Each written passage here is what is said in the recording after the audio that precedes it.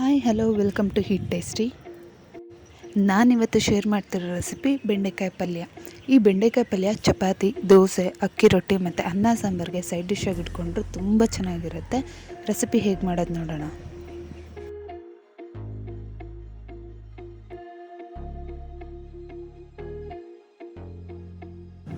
ಮೊದಲು ಬೆಂಡೆಕಾಯಿನ ಸ್ವಲ್ಪ ದೊಡ್ಡ ದೊಡ್ಡ ಪೀಸಾಗಿ ಕಟ್ ಮಾಡ್ಕೊಳ್ಳೋಣ. ಒಂದು ಬೆಂಡೆಕಾಯಲ್ಲಿ 2ರಿಂದ 3 ಪೀಸ್ ಆಗೋಷ್ಟು ಕಟ್ ಮಾಡ್ಕೊಳ್ಳಿ.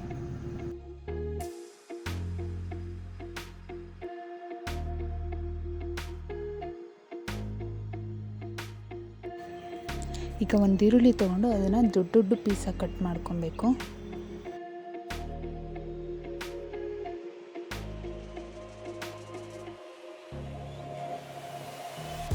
ನೋಡಿ, ಈ ಥರ ಕಟ್ ಮಾಡಿ ಇದರಲ್ಲಿರೋ ಲೇಯರ್ಸ್ನ ಒಂದೊಂದಾಗಿ ತೆಗೆದಿಟ್ಕೊಳ್ಳೋಣ.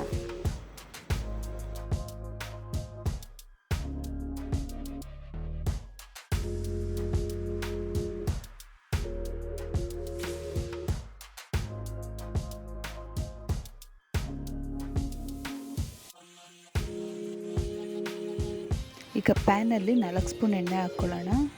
ಇದರಲ್ಲಿ ರೆಡಿ ಮಾಡಿಟ್ಟಿರೋ ಬೆಂಡೆಕಾಯಿನ ಹಾಕ್ಕೊಂಡು ಚೆನ್ನಾಗಿ ಫ್ರೈ ಮಾಡಬೇಕು.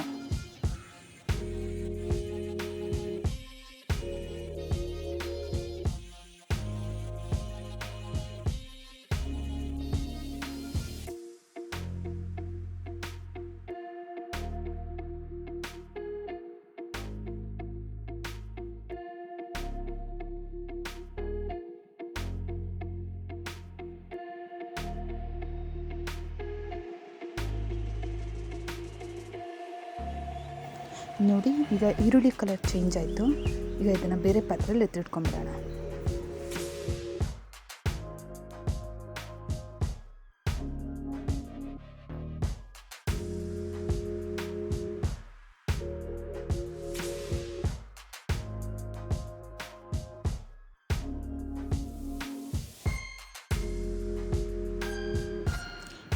ಈಗ 2 ಟೊಮೆಟೊ ತೊಗೊಂಡಿದ್ದೀನಿ. ಈ 2 ಟೊಮೆಟೊನ ಮಿಕ್ಸಿಯಲ್ಲಿ ಹಾಕಿ ಪೇಸ್ಟ್ ಮಾಡ್ಕೊಬೇಕು.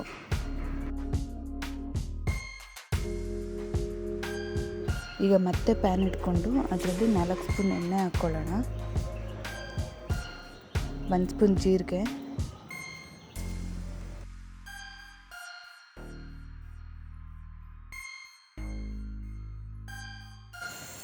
ಜೀರಿಗೆ ಚೆನ್ನಾಗಿ ಸಿಡ್ದಾದ್ಮೇಲೆ 1 ಈರುಳ್ಳಿ,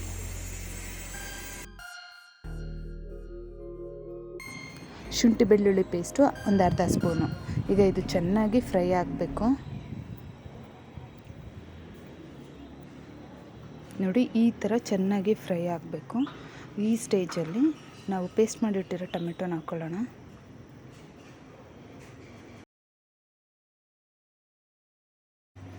ಈ ಟೊಮೆಟೊ ಪೇಸ್ಟ್ ಕಲರ್ ಚೇಂಜ್ ಆಗೋ ತನಕ ಫ್ರೈ ಮಾಡ್ಕೊಳ್ಳಿ.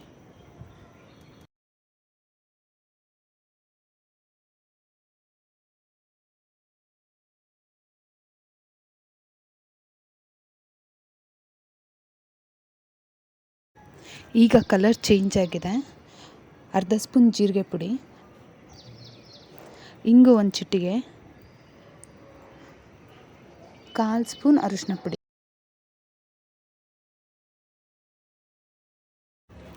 ಖಾರದ ಪುಡಿ 1 ಸ್ಪೂನು, ಕಾಶ್ಮೀರಿ ಚಿಲ್ಲಿ ಪೌಡರ್ ಅರ್ಧ ಸ್ಪೂನು. ಇದು ಜಸ್ಟ್ ಕಲರ್ಗೋಸ್ಕರ.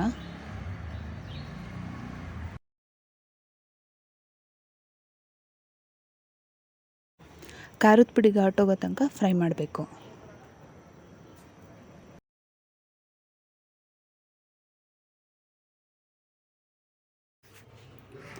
ಒಂದು ಸ್ಪೂನ್ ಉಪ್ಪು,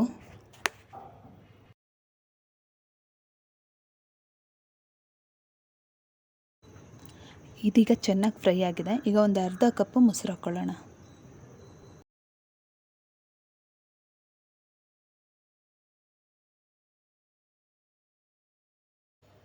ಈ ಮೊಸರು ಈ ಮಸಾಲೆ ಜೊತೆ ಚೆನ್ನಾಗಿ ಕುದಿಬೇಕು.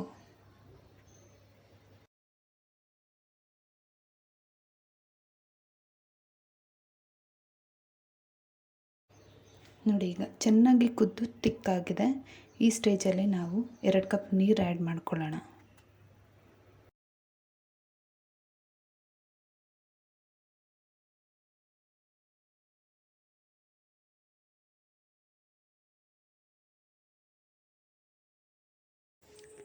ನೀರು ಹಾಕಿ ಒಂದು 2ರಿಂದ 3 ನಿಮಿಷ ಚೆನ್ನಾಗಿ ಕುದಿಸ್ಬೇಕು.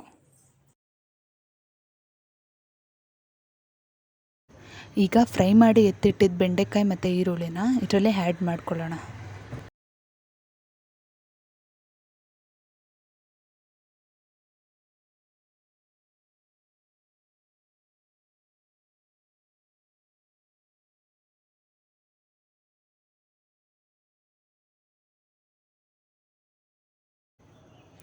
ಬೆಂಡೆಕಾಯಿ ಬೇಯೋ ತನಕ ವೆಯ್ಟ್ ಮಾಡಬೇಕು.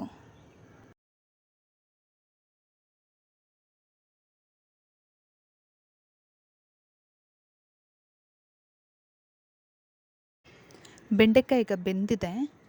ಸೊ ಈ ಸ್ಟೇಜಲ್ಲಿ ಅರ್ಧ ಟೀ ಸ್ಪೂನು ಗರಂ ಮಸಾಲಾನ ಆ್ಯಡ್ ಮಾಡ್ಕೊಳ್ಳೋಣ. ಗರಂ ಮಸಾಲ ಲಾಸ್ಟಲ್ಲೇ ಆ್ಯಡ್ ಮಾಡಬೇಕು. ಫಸ್ಟೇ ಆ್ಯಡ್ ಮಾಡಿದ್ರೆ ಟೇಸ್ಟ್ ಚೆನ್ನಾಗಿ ಬರಲ್ಲ. ಕೊನೆಯದಾಗಿ ಕಸ್ತೂರಿ ಮೇಥಿ ಮತ್ತು ಕೊತ್ತಂಬರಿ ಸೊಪ್ಪನ್ನ ಹಾಕಿ ಕಲಸಿ ಇಳಿಸಿದ್ರೆ ಬೆಂಡೆಕಾಯಿ ಪಲ್ಯ ರೆಡಿ.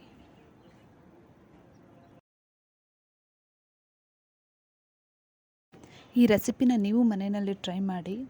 ವಿಡಿಯೋ ಇಷ್ಟ ಆದರೆ ಲೈಕ್ ಮಾಡಿ, ಶೇರ್ ಮಾಡಿ, ಈ ಚಾನಲ್ನ ಸಬ್ಸ್ಕ್ರೈಬ್ ಮಾಡಿ.